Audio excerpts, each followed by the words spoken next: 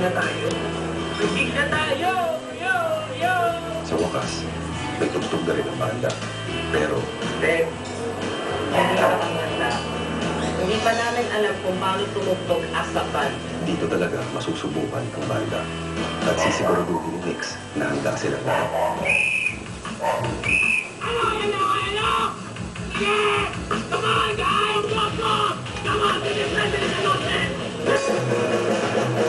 Ano ang itsura ng Walats? Eto, tingnan nyo.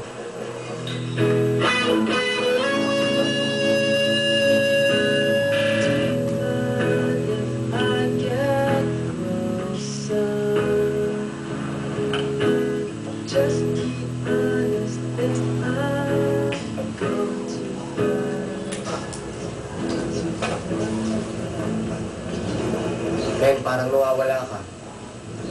Ewan mo na. Labo ng banda ko eh. Hindi nila na-appreciate lahat ng perfusion na ginawa ko para sa musika na ginagawa namin. Parang may kulang sa buhay.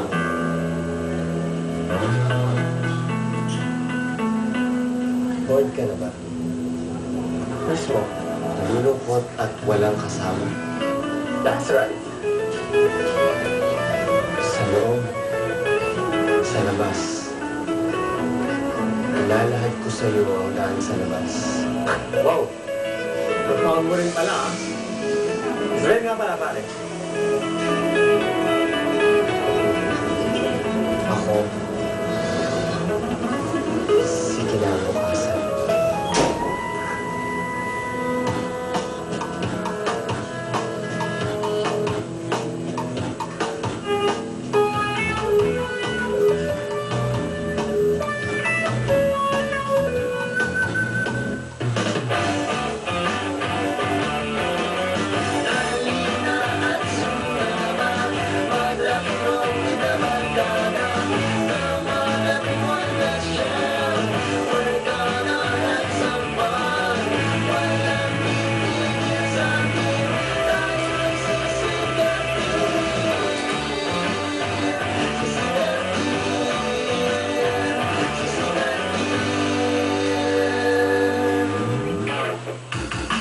Dahil sa biglang pagkawala ni Sven, nagka-crisis conference ang banda para pag-usapan ang susunod nilang gagawin.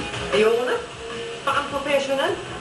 Kung kanto lang sana sumagi na lang ako sa sa Viva Maya, sa Bagong Liwanag. Hindi na kaya makapagtrabaho sa mga bata, sa mga amateurs. Loko pala to eh.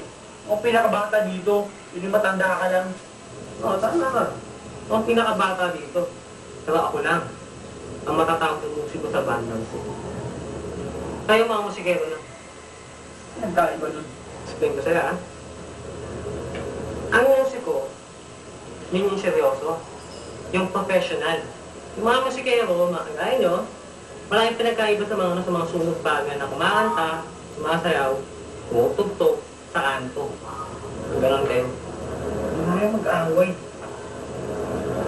Isipin na lang natin kung saan pupunta si Sven.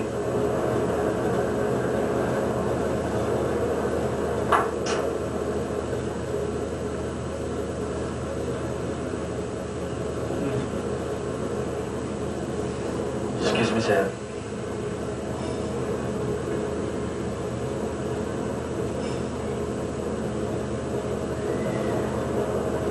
Alam niyo naman si Sven eh. Minuto yan eh. Ano ba alam natin sa kanya? Alam mo, bumalik na yun sa mother planet mo. Yan mo ito yun.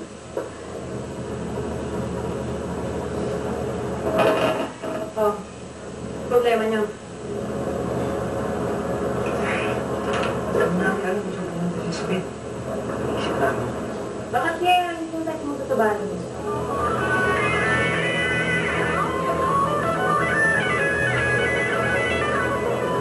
Bago na.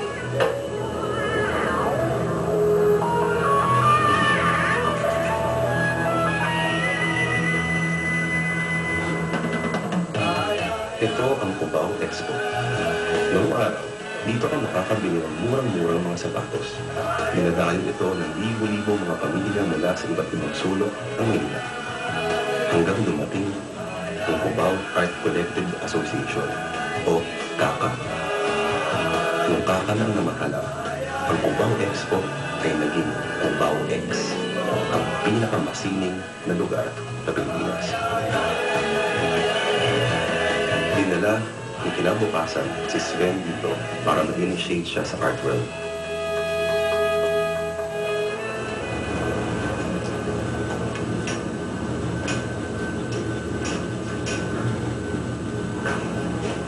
Sven, ito ang art room.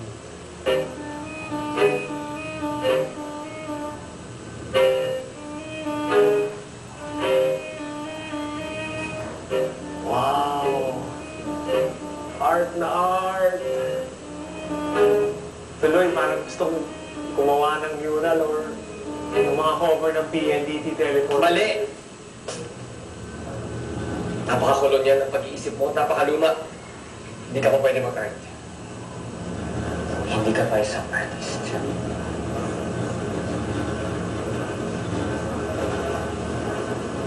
Sabihin mo sa akin, Sven, ano ang nakikita mo? Wala eh.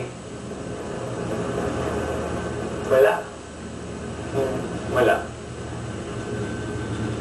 Teka. White canvas. Union ka po? What are you talking about? Sino ka ba? And think first before you broadcast your ignorance to the world. Miss Kubangbang! Andito ka! Estudyante ba kita? Miss Kubangbang naman. Bulag ka ba? Taas-taas na ng grado mo, hindi mo pa rin ako makilala. Sven! Actually, tama nga si Miss Kubangbangs. Hindi naman niya talaga estudyante si Sven. Ewan ko kung bakit feeling ni Sven. Teacher niya to. Sven! Actually, hindi ako si Miss Kubang Bangs. In this community, I am more known here as Ula. Ula. And di mo ba nakikita na ang sinasabi mong nothing is in fact everything? Pero totoo rin, di ba, na if you stare long into the abyss will stare back at you.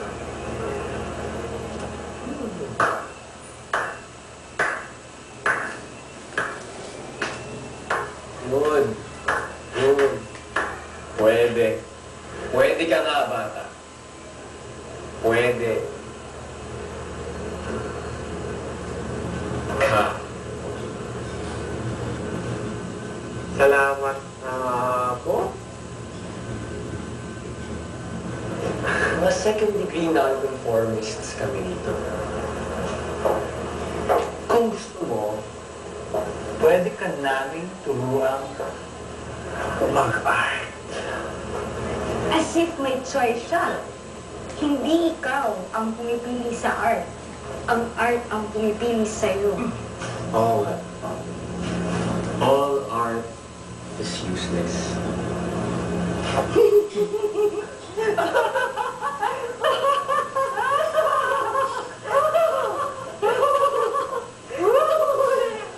Itong si Kinabukasan ay isa sa mga pinakakilalang pintor. Tinanghal siyang 13 artist ng CCP. Nominated din siya sa Ateneo Art Awards at sinasabing kinoconsider na siya na maging national artist the tender age of 19. Ang mga pinakasikat ng obra ay ang The Native Struggle, the New Post-Colonial Epoch, a visual fugue in 8 movements. A study of the Virgin Queen as a bringer of death in an age of endless beauty. At ang The Nature of Politics Today, a tragicomedy that would have been epic in proportions were the funds not hidden somewhere.